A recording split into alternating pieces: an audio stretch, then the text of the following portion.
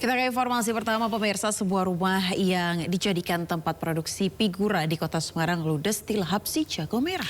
Ya, saat terjadi rumah kosong karena para pekerja ini sudah pulang.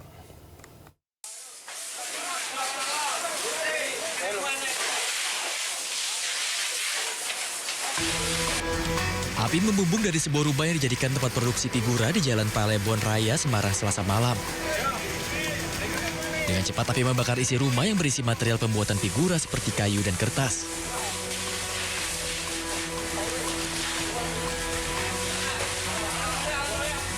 Mengetahui saat kebakaran terjadi, rumah dalam kondisi kosong karena para pekerja sudah pulang. 4 mobil pemadam kebakaran dikerahkan ke lokasi untuk padamkan api.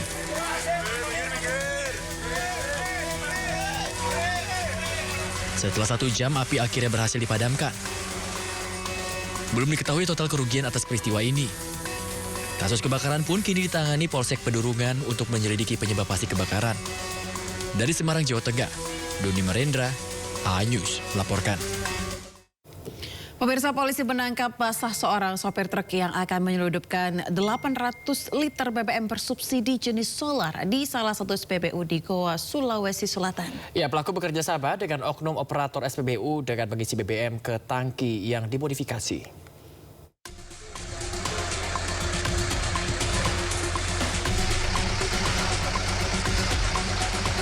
Satreskrim Polres Goa mengamankan seorang sopir truk yang kedapatan menyelundupkan BBM bersubsidi jenis solar di stasiun pengisian bahan bakar umum di Kecamatan Somba Opu, Kabupaten Goa, Sulawesi Selatan.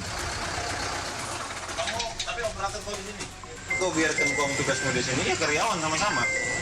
Tapi bukan tugasnya pada saat itu, tugasmu kan? Selain menangkap sopir truk, petugas juga mengamankan seorang operator SPBU yang melakukan pengisian bahan bakar. Petugas menemukan 800 liter solar di dalam tangki yang sudah dimodifikasi. Aksi penyelundupan BBM bersubsidi ini terungkap atas laporan warga yang melihat truk berhenti lama saat mengisi BBM. Pompa yang disedot ke tangki yang sudah dimodifikasi. Berdasarkan fakta dalam bentuk keterangan yang bersangkutan, ambilnya hanya di SPBU ini. Cuma dia berkali-kali mengisi. Bersangkutan berdasarkan keterangan dari pengawas bahwa yang bersangkutan ternyata dia adalah operator di SPBU ini. Jadi dia karyawan juga sekaligus. Namun pada saat peristiwa terjadi, yang bersangkutan tidak sedang bertugas. Akibat perbuatannya, pelaku dijerat dengan Undang-Undang Minyak dan Gas Bumi dengan ancaman hukuman 6 tahun penjara.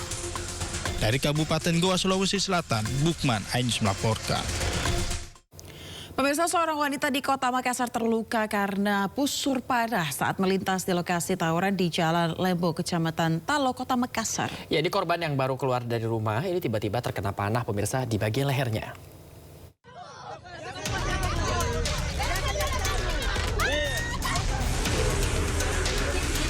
Seorang remaja perempuan di Kota Makassar, Sulawesi Selatan menangis menjadi sasaran terkena panah yang dilepaskan pelaku tawuran. Anak panah tertancap di leher belakang korban dan langsung dilarikan ke rumah sakit untuk mendapatkan pertolongan medis. Remaja tersebut terkena busur panah saat melintas di lokasi tawuran di Jalan Lembo, Kecamatan Talo, Kota Makassar. Tidak hanya remaja, seorang ibu rumah tangga turut terkena busur panah di kakinya. Warga dengan cepat membantu korban.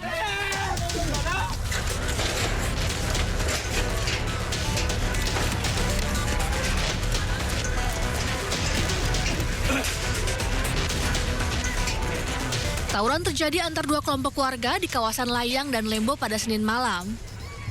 Tim gabungan Polda Sulawesi Selatan dan Polres Makassar turun ke lokasi untuk meredam aksi tawuran.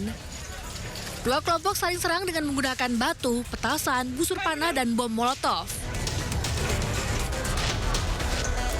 Kapolres Tabes Kota Makassar, Kombes Pol Arya Perdana melalui pesan singkat menyampaikan pihaknya terus melakukan langkah-langkah penanganan, termasuk memperkuat personel di titik rawan.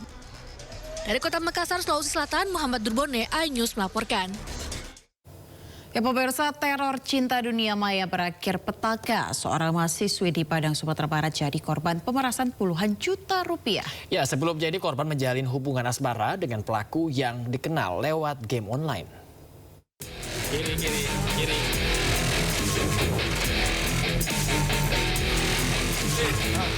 Tim Kelewang Satreskrim Polresta Padang bergerak cepat mengamankan pria pelaku pemerasan Aldi Hermawan Sidaputar, 20 tahun, seorang penjual somai di kawasan Jati, Kecamatan Padang Timur, Kota Padang.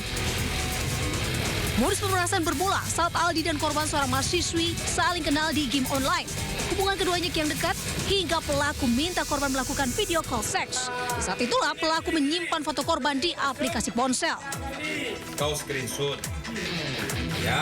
Ya, dalam keadaan video call. Pelaku yang mengaku sebagai karyawan BUMN terhadap korban. Selanjutnya memeras korban dengan minta ditransfer sejumlah uang. Jika korban tidak menuruti permintaannya, pelaku ancam akan menyebarkan video korban. Korban alami kerugian puluhan juta rupiah.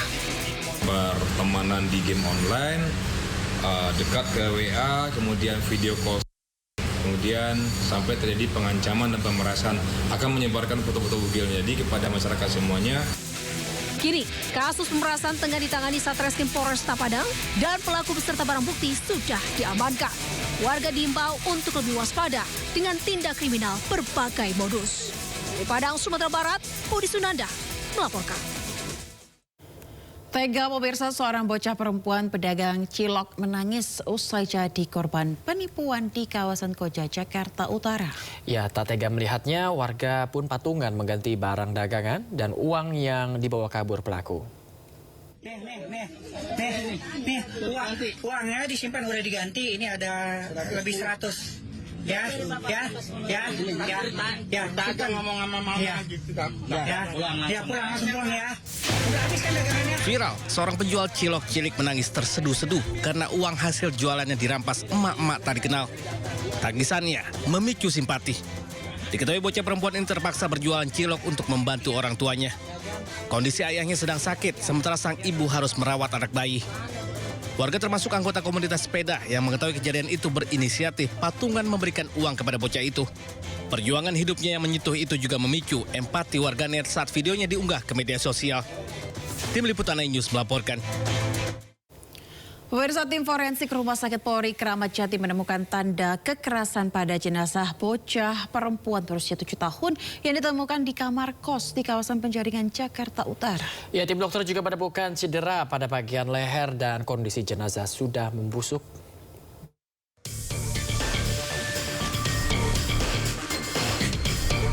Tim forensik Rumah Sakit Polri Kramat Jati telah mengotopsi jenazah bocah perempuan berinisial AR yang ditemukan meninggal dunia di sebuah kamar kos di kawasan Penjaringan, Jakarta Utara.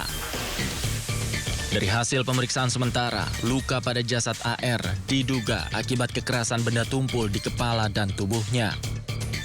Meski demikian, penyebab pasti kematian korban belum disimpulkan lantaran tim dokter masih memeriksa lebih lanjut melalui uji laboratorium forensik. Pada jenazah ditemukan sudah membusuk lanjut dan didapatkan belatung.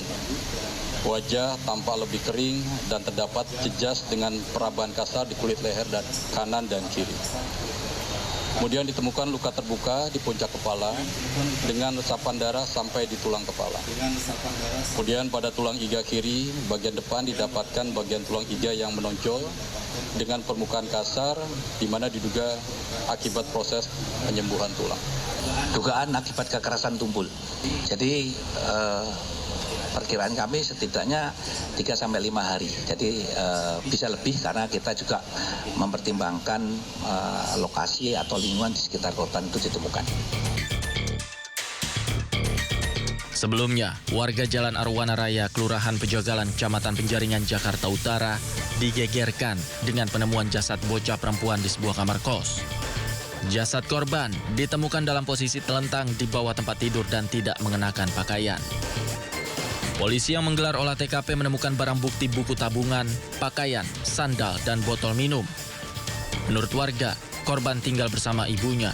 Namun saat penemuan jasad korban, ibu korban tidak berada di lokasi.